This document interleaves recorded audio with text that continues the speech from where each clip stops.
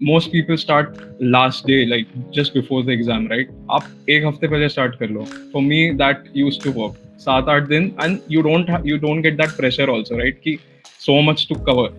Second was, unless absolutely necessary, मैं शिवानी नहीं उठाता था. ठीक है, मतलब मैं ट्राई करता था कि जो भी स्टैंडर्ड टेक्स्ट बुक्स हैं पहले वो कर लूँ. यूल अंडरस्टैंड आगे जाके कि इतनी भीड़ है ना इंडिया में, इतना कंपटीशन है, इतनी भीड़ है, but when you analyse it, hardly top 1-2% लोग हैं जो एक्चुअली कर रहे हैं. बाकी भीड़ जो है ना, बस it's like a part of the race. So being able to set yourself apart उस 1-2% में, वही तुम्हारा चैलेंज है बस.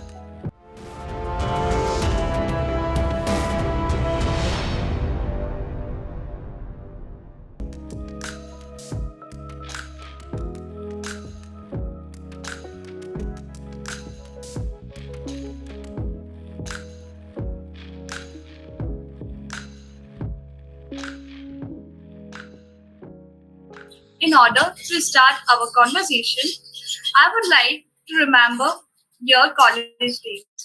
So my first question is, how do you remember JC, sir? Can you share some of the memorable incidents from your college life? Yeah, sure. So, if I were to describe it in like one word, I have amazing and really fond memories of JEC. I still remember it as having those huge spaces, quaint old buildings, like the entire vibe of the place. We were quite awestruck when we first came. I was a day scholar, right? So I had been born and brought up in Jabalpur. So it so college for me, my friends used to tease me कि school ही रहेगा तेरे लिए तो day scholar है क्या ऐसे वैसे. But when we came, and the 4 years have been transformational, and memories, so honestly there have been so many memories. And like I know it sounds super cliche when I say this, but all types of memories, like you meet such amazing people there. You have super talented people coming in there, hasi mazak. What do you love most about JC, which you think other colleges may not offer? Yeah, I think this is a fairly easy one. Like the feeling of being associated to an institute that has like a legacy of so many years. Like there are so many colleges, and over like the past few years where I've interacted with a lot of people, like in my professional life as well, during my MBA as well, not a lot of people can get to say that they studied at a college, which has so much legacy. Matlab, established in 1947, being one of the, I think being the first college which had introduced telecommunications branch, I think, if I'm not wrong. So many huge milestones. That legacy thing, having such a huge alumni base, matlab, you see some of the top companies of government organizations, all the big firms, right? You always have somebody from our college there, so who have like contributed immensely in their respective fields. So I believe that feeling of legacy, and being part of such a reputed organization, I don't think other colleges can offer you that. तो मेरा question आपसे यही है कि आप gold medallist थे और साथ ही में आपने अपने कॉलेज टाइम पे बहुत सारी अदर एक्टिविटीज पे भी फोकस किया, तो आप वो चीज मैनेज कैसे करते थे अपने एकेडमिक्स के साथ? For everyone, different things work. For me, the thing that worked was consistency. So मैं ही नहीं कह रहा कि मैं पूरे सेमेस्टर पढ़ता था, बिल्कुल डे वन से जाके बैठ रहा हूँ, सारी क्लासेस लगा रहा हूँ. बट कुछ चीजें होती थी ना कि आप, most people start last day, like just before the exam, right? आप एक हफ्ते पहले स्टार्ट कर लो. For me that use to work. 7-8 दिन, and you don't get that pressure also, right? कि so much to cover. Second was, unless absolutely necessary, मैं शिवानी नहीं उठाता था. ठीक है, मतलब मैं ट्राई करता था कि जो भी स्टैंडर्ड टेक्स्ट बुक्स हैं पहले वो कर लूँ. तो time management, for that I would just say consistency, and having your fundamentals in place, so that you needn't memorize anything, right? तुम्हारा fundamentals, if they are in place, then answer sheet में you will automatically be able to put stuff down. So I think that's what worked for me anyway. GATE का coaching चल रहा था. मैं fourth semester में start कर दिया था. आई डोंट नो अभी, मतलब उस समय कोई करता नहीं था, यूजुअली लोग थर्ड ईयर से करते थे. तो एक सेमेस्टर पहले चला गया था, एंड गोल्ड मेडलिस्ट का था यार. मतलब उस थोड़ा सा ना रिडेम्पशन वाली चीज थी कि मतलब एक चीज है जो अचीवेबल है, दिख रही है, एंड फर्स्ट सेम से थोड़ा थोड़ा कर रहा था उसके लिए. मतलब मेंटली तो था दिमाग में. Sir, as you have secured AIR 53 in GATE also, which is again a huge achievement. So आपने वो चीज कैसे मैनेज करी? और अगर अभी कोई स्टूडेंट गेट की प्रिपरेशन स्टार्ट करना चाहता है तो एक बेसिक रोड मैप क्या होना चाहिए? ठीक है, तो I'll divide this answer in two parts. One is your normal gate और एक थोड़ा IP related because मुझको उसका ज़्यादा आइडिया है. नॉर्मल गेट पे ये मैं बोलूँगा कि ऐसे देखो, कुछ चीज़ें होती हैं जो थ्योरेटिकल हमें पता होती हैं, जैसे परिटोस प्रिंसिपल होता है वो 80-20 वाला, ठीक है? वो actually it's like very important. So first thing I would suggest to all students और एस्पिरेंट्स इज अक्रॉस स्ट्रीम्स, अपने सिलेबस जो होता है वो 2-3 पेज की जो PDF होती है उसको ना, मतलब ऐसे मैं ये नहीं कह रहा रट लो, बट इतना बार यू शुड सी इट ना, because sometimes there is like a main topic, तो मुझे लगता है अच्छा ये वाला चैप्टर, हाँ ठीक है, जब स्ट्रेंथ ऑफ मटेरियल्स है तो मुझे लगता है सो में ठीक है आगे बढ़ गए. उसके अंडर जो सब हेडिंग्स लिखे रहते हैं ना, कभी कभी उन पे ध्यान ही नहीं जाता है. हम ऊपर से देख लेते हैं कि अच्छा सोम लिखा है, थ्योरी ऑफ मशीन लिखा है, आगे बढ़ो, बट उसके अंडर जो छोटी छोटी चीजें कई बार वो हमारे दिमाग से निकल जाती हैं. सेकेंडली आई वुड से, अगर तुम अपने सिलेबस को कैटेगराइज करोगे ना, मतलब पास्ट ईयर एग्जाम्स देखोगे तो you will find that 60-70 marks का पेपर कुछ 4-5 सब्जेक्ट से कोर बन के आता है. उसके अलावा जो होता है it's कहीं यहाँ वहां से आ गया, एक साल आया एक साल नहीं आया उस टॉपिक से, बट कुछ कोर टॉपिक्स होते हैं, so attack them first, head first. मतलब ऐसा भी नहीं कि फुल इन डेप्थ तुम घुस के बैठे हो कि 3-3 महीना लेके बैठे हो एक सब्जेक्ट, बट एटलीस्ट एक ओवरऑल की okay what all this subject covers, किस डेप्थ के क्वेश्चन आ सकते हैं और क्या क्या सब टॉपिक्स हैं, ऐसे करके थोड़ा थोड़ा एक बार जब तुम्हें पता चल जाएगा, उसके बाद देन फिर एक, मतलब दिस आई डिड वाज एक पैरेलल रिवीजन टाइप का सिस्टम. सो एक कोर सब्जेक्ट जिससे आता ही आता है हर बार, एंड एक सम नया सब टॉपिक जिससे कभी आया नहीं आया, बोर भी नहीं हो गया और साइमल्टेनियस रिवाइज करते रहो. एंड इट्स इम्पॉसिबल कि तुम सारे मेथड याद कर लो, सब एकदम तुम्हें एक बार में आ जाए, बट एटलीस्ट कोई चीज तुम अगर 5 मिनट 3 मिनट लगा के कर रहे हो बहुत लंबा, may be you will find 2 liner solution या फिर एक formula. So I think mocks and mock analysis was pretty important, and starting early always helps, I guess. Sir, as you have got placement in your college also, so आप gate के साथ साथ placement की भी preparation कर रहे थे, और या फिर आपने प्लेसमेंट्स के लिए कैसे प्रिपेयर किया at the same time? So placement के लिए I would say more than the apti part, because इतना तुम लोग हो JEC में and over the 4 years, तुम ऐसा नहीं है कि it's something that is beyond you. And में जो डिफरेंशिएटर आता है ना, वो ये होता है कि how at the end you all have to sell yourselves right to the recruiter. So how effectively you are able to communicate, कितना कन्विंसिंग तुम बोल रहे हो और कितना मतलब बिना पैनिक हुए एक ठहराव के साथ बात कर सकते हो. So I think that is what, मतलब specifically I didn't prepare for placements at all. तो जैसे कि हम कॉलेज में जब होते हैं तो हमें अपने एकेडमिक्स के साथ साथ अपनी अदर प्रिपरेशंस पे भी ध्यान देना होता है, whether it will be GATE, government examination, placement और जो भी हो. तो कॉलेज की पढ़ाई के लिए हमें कितना टाइम पर डे डिवोट करना चाहिए ताकि हम अपनी अदर प्रिपरेशंस पे भी फोकस कर पाए और हमारे एकेडमिक्स भी स्ट्रांग रहे? If you just attend classes, pay attention, उस दिन का एक बार ऐसे ही खड़े यहीं कहीं चिल करते हुए, टीवी देखते हुए, फोन चलाते हुए भी तुमने बस ऐसे पेजेस स्किप कर लिए उसी दिन शाम को, भले ही घंटा मिनट निकाल के, सो दैट थिंग गेट्स काफी मतलब रीइंफोर्स्ड और बाद में इजी हो जाता है फिर वापस रिकॉल करना. You know, all of you were to forget everything जो हम बात कर रहे हैं या मैं जो भी कह रहा हूँ सब भूल जाओ, बट एक ये चीज याद रखना, अगर एक टेक अवे लेके जाना है इससे, कम्युनिकेशन. मतलब this is something I have consciously worked on, ठीक है? So your the way you communicate, ऐसे में सुनने में बहुत जेनेरिक एडवाइस लगती है कि कम्युनिकेशन स्किल्स, लिसनिंग स्किल्स, ये वो, but at the end, be it your job, your college, anywhere, at the end, the point of everything that you are doing is to get a point across, like, you know, point A to point B.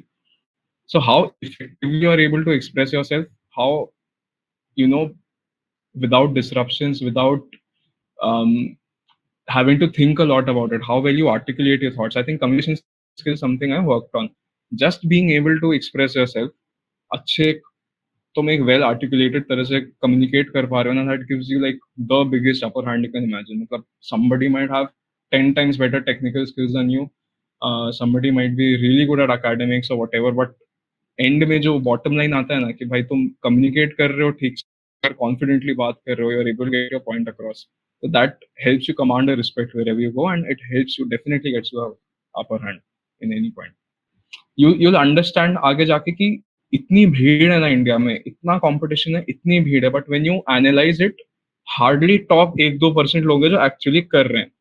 बाकी भीड़ जो है ना बस is like a part of the race.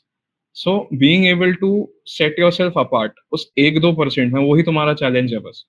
तो मेरे को यही था कि एक किसी फील्ड में, मतलब I didn't have any calling as such कि मेरे को XYZ रोल में जाना है या इस कंपनी में जाना है, ऐसे कुछ. बट था कि whatever I am doing at that point, उसमें I have to leave a mark. मतलब लोग याद करें कि हाँ यार इसने कुछ किया था, या फिर just leave a mark basically. अगर मैं स्टूडेंट हूँ, अगर मैं as a working professional whatever, अपना ऐसे वो कर दो कि you shouldn't have any regrets बाद में कि ये कर सकता था, थोड़ा सा और कर देता था, व्हाट इफ.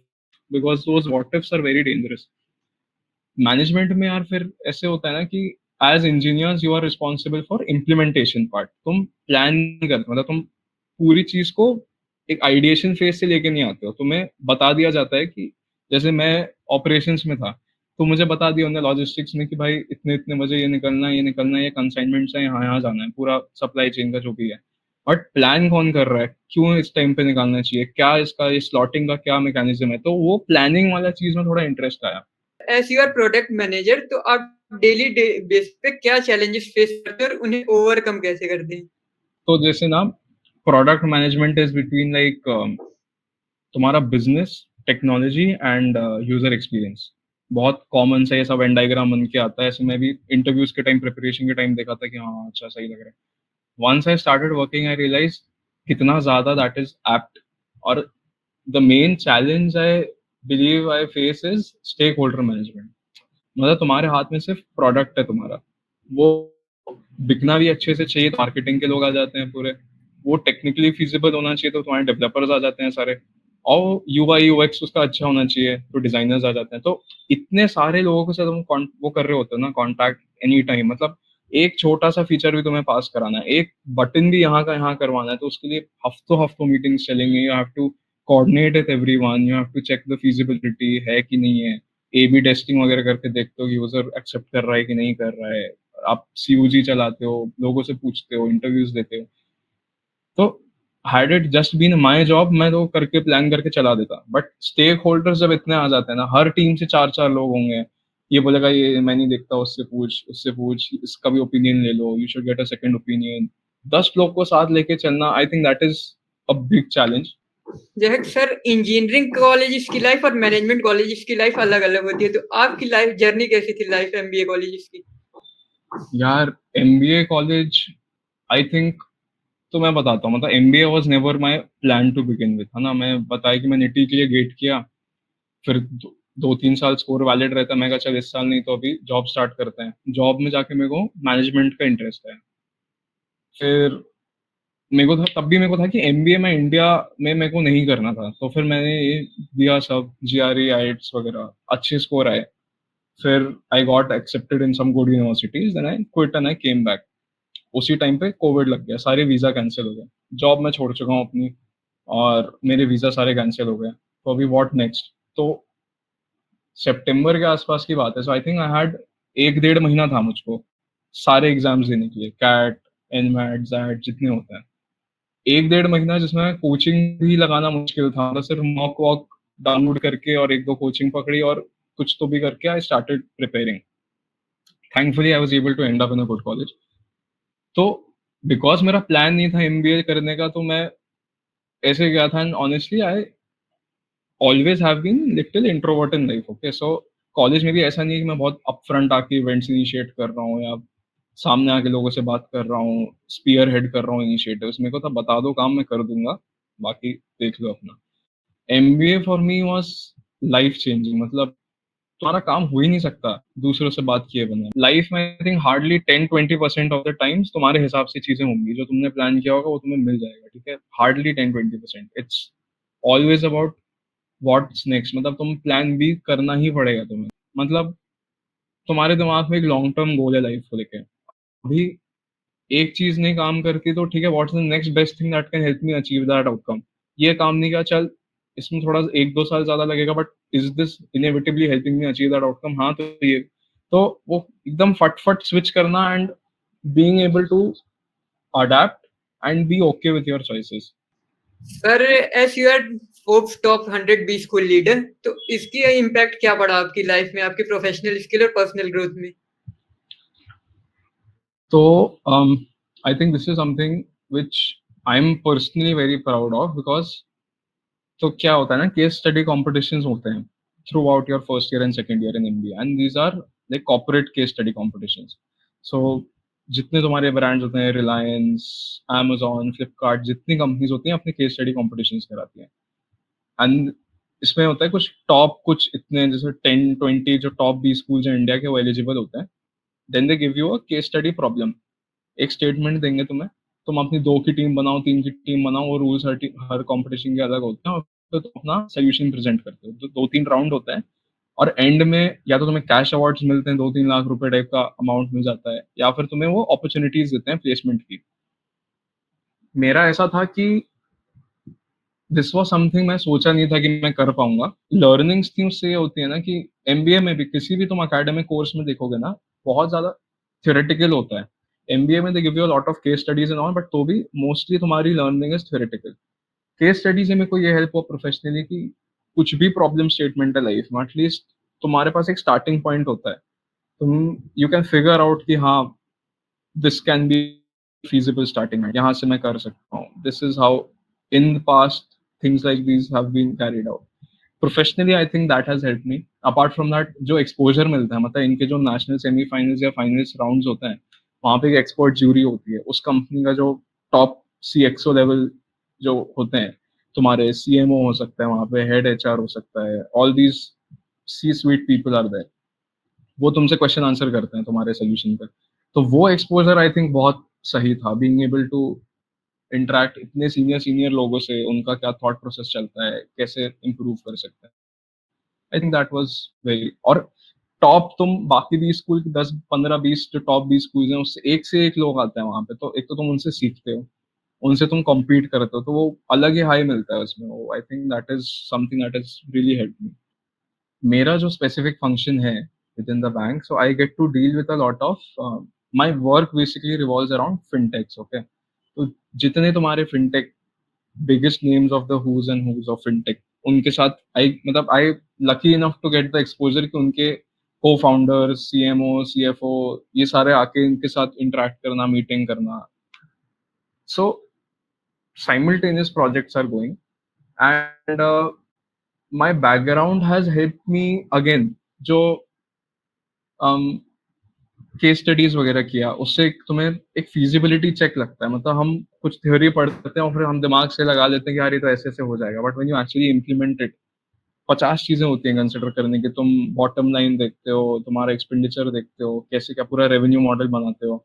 तो now when I interact with these people, मैं कुछ ऐसा, if they are suggesting something, तो एटलीस्ट मैं एक प्राइमरी चेक, अभी इतना नॉलेज मुझ में भी नहीं है कि मैं उनसे अकेले नेगोशिएट कर लूँ कि भाई ऐसा नहीं, ऐसा करेंगे, बट एक जो इनिशियल चेक होता है ना कि हाँ भाई ये चीज कही जा सकती है, ये चीज फीजिबल ही नहीं है, यूजर को पसंद नहीं आएगी, तो एक fundamental basic sanity check I think मैं कर पा रहा हूँ.